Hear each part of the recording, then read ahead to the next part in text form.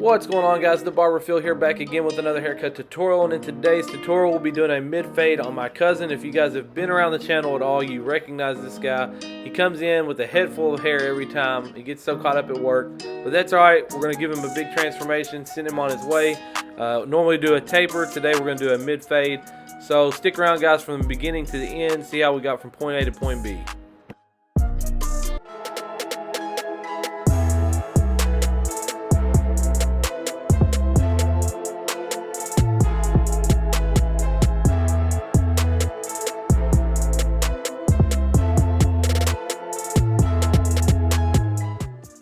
So we're going to kick things off by saturating the hair really well. He does work in construction, so anybody that usually works outside in construction or outside in like lawn care, you always probably really want to saturate the hair down because it's just natural that they're going to have kind of debris or buildup somewhat in their hair, especially in a situation like this. He came straight from work. I've got a mixture of the blue Ruzel hair tonic, and it's mixed with water. I feel like it allows me to section the hair better. I feel like the shears actually cut through the hair better, and for what it's worth, it's got a nice scent to it. So I took the wide tooth side of my comb, I combed everything forward, and there was a particular line in those grooves where you could tell the hair wanted to fall down to the side, so I parted it there, and then everything else went up top. Now we're going to come in. You guys saw me, I did the technique where we put the comb flush to his head, and where the comb starts to where that round of his head separates from the comb, that's where this weight line should end up being. So you're going to go through here. I'm doing block graduation, and we're going to pretty much try to mirror that line as best we can, travel it around all the way through the back of his head and then around to the left side as well, making sure that if we have to, put that comb back up against his head. That line should never change. As long as you've got the comb flush to their head, the line that their weight line should fall to should never change. And you may check in different places. People's head shape may be, it would not be unusual, but maybe their head's a little more round on one side than the other. So it might differ every now and then, but for the most part, it should never really change. And then, of course, I've mentioned this before. When I get to the back, it's a personal preference for me. I like to do like a vertical section here instead of your typical horizontal block graduation on the sides, but it does mimic and ends up falling the same way, so that's totally up to you. And then I go right back to block graduation on his left side.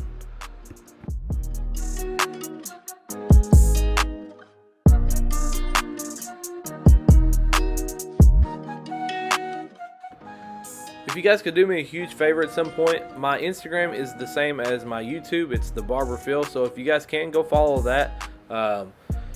There's some stuff on there that may not end up making it on to YouTube, but we are moving into a brand new shop over the rest of this week and Saturday, so I'm going to try to have my Sunday video will probably be a rundown of the new barber shop, so you guys make sure you stay tuned for that.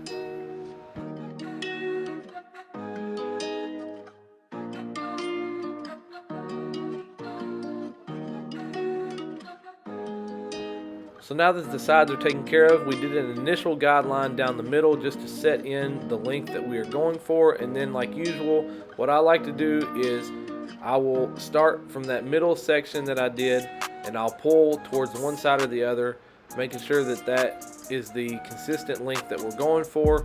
And then I cross-check and double-check and triple-check myself all the time when I'm cutting the top, because I do know that this is probably the biggest weakness that I have, is shear cutting. So I definitely like to double check myself. And so like there, I stepped off to his right, and I'm pulling from the middle towards his left, and we're just getting a nice consistent length there.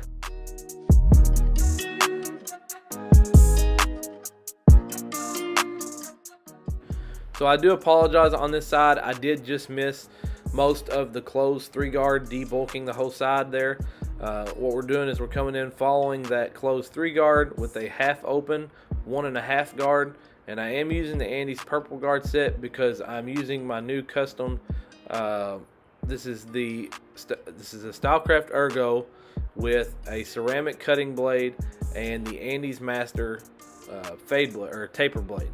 So I was wanting to make sure that I had some content of doing the fading down system and doing the half attack system while using the Andis purple guards instead of what I usually use is the Wahl premium guards, because I do know there's a lot of people out there that do prefer the Andis purple guard set. So I want to make sure that I had some clips of doing the style of fading that I've been doing using that set. Now what I did there, I tapped in the bald line with the cordless detailer. Now we're coming in full open section, almost a full inch there. We're going to close the lever up halfway, and I'm going to flick about halfway up into that initial open section. And then I'm going to immediately, once I've gone through there, I'm going to close that lever all the way up. And you guys can see here in a second, I don't know if you can really tell because I do have it sped up. I'm almost doing like a quick flick out and in a circular motion to like basically bring the blade back into play there to work on flicking that bottom line out that we set in by the detailer. Now we're going to follow that up with the half open half guard. And as you guys can tell, this definitely didn't blend out with the Andis purple guards as well as it does with the Wahl premium. And I think that is because the Wahl premium half guard is a lot different than the Andis half guard. That's my personal opinion on using one system of guards versus the other. So basically what I did was I reopened the lever and I came back in, used the corners of my blade, and just kind of basically took out the rest of that bottom line with an open clipper.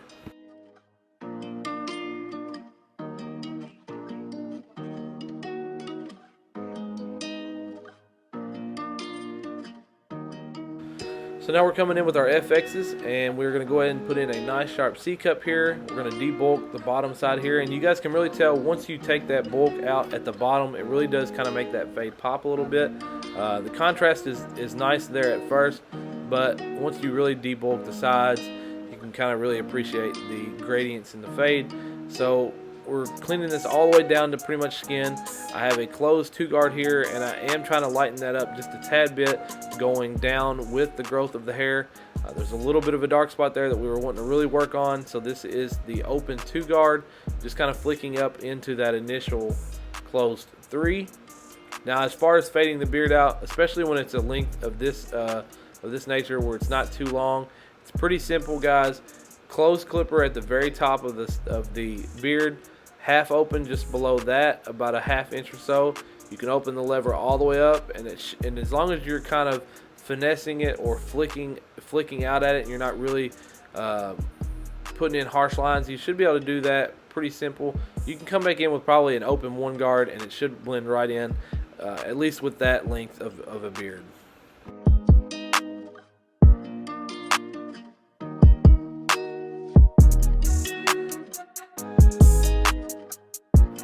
So same steps apply in the back here. We started with a closed 3-guard, just going up and off at the parietal ridge or wherever that line was that the comb started to separate from the head. And now we're going to follow that up with the half open 1.5 guard. And then once you, I'm going down with the growth of the hair out now just to try to lighten that up ever so slightly again. We will come in with blending shears in just a sec and really kind of work on that. There's a spot right there that was a little darker than I would have liked, so we open that lever up and just kind of flick back through there one more time. And then you can kind of, once you do the initial step of the half open, that's when you can go back. You can either do a whole haircut and then go back in detail, or you can do the initial steps and then immediately with that same guard, if you need to, go ahead and open the lever up and blend out some stuff if you need to. So I went ahead, I set in the bald line on the back and on the right. I didn't put those in there just really for time purposes, but you just follow that same line. And then full open section as normal, half open, about halfway up into that open section, and then the closed clipper should immediately take out your bottom bald line there. I am using the detailers here just to use the corners of the blade, and there's a couple dark spots that we wanted to clean up some. Now you're coming in with the half open, half guard. And like I said, guys, I don't know what it is with the Wahl premium guard set. I feel like that bottom line right there would have completely disappeared. So I don't know what it is about the Andis, half guard there, why there's such a difference, but there is. But that's all right. We're coming back in. We got an open clipper with no guard, and I am just kind of flicking up through there. I do end up putting the 0 guard back on there right here, and I closed it all the way up.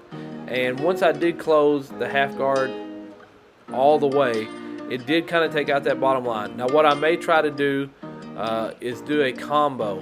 Do the initial half open, half guard section and follow that bottom lineup with the Wahl premium half guard. And I think that would work really well.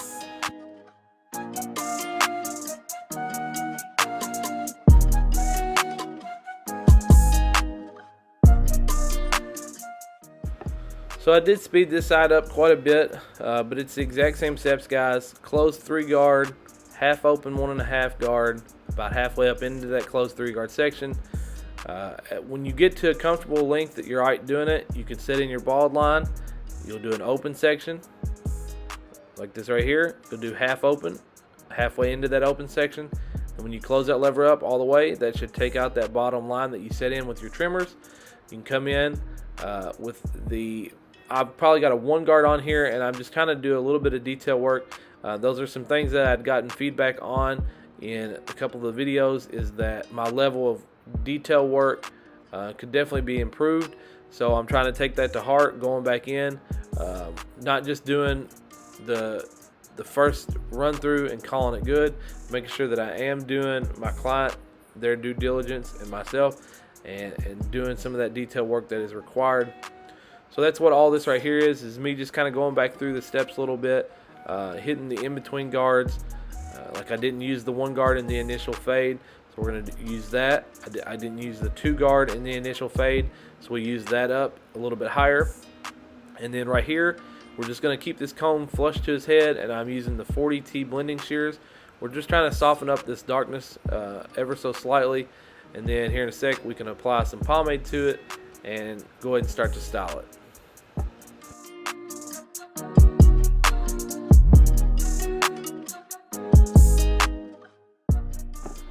So we over directed the hair past that back beard line, and as you guys can tell, and like I've always said, the back line on a beard, and especially underneath on a beard, those are 2 very important lines that get overlooked. You can have a very sharp top line, but if the back of that beard is pretty scraggly and it's touching your ears and it's not shaped up very well, it can kind of take away from the actual shape of the beard. And then of course underneath, you can have a nice maintained beard, but if your underneath looks pretty disgusting, then that might be something that people look at rather than the actual hard work you put into the shape and the lineup and stuff.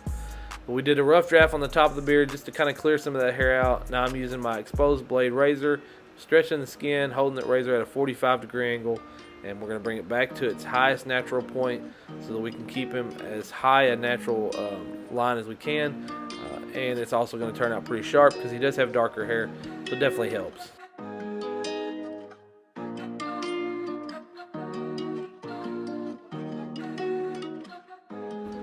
So I try to treat that line underneath the beard similar to what you would a line up on somebody's front hairline.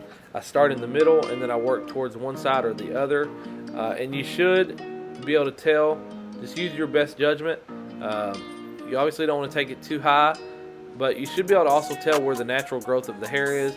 And then pay attention to where the line from the back of the beard meets the line underneath. That does vary from person to person. Some people, it's a little more rounded. The corner in the back there where those 2 points meet, it's not the best.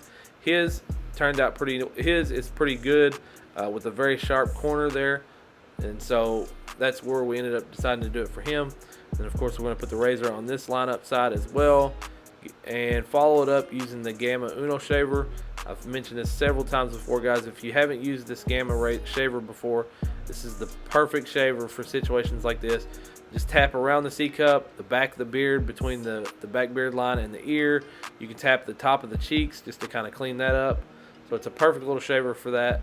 But right here, I am applying a little bit of our level 3 pomade. I'm just kind of working it in his hair, making sure that we get it mixed in everywhere.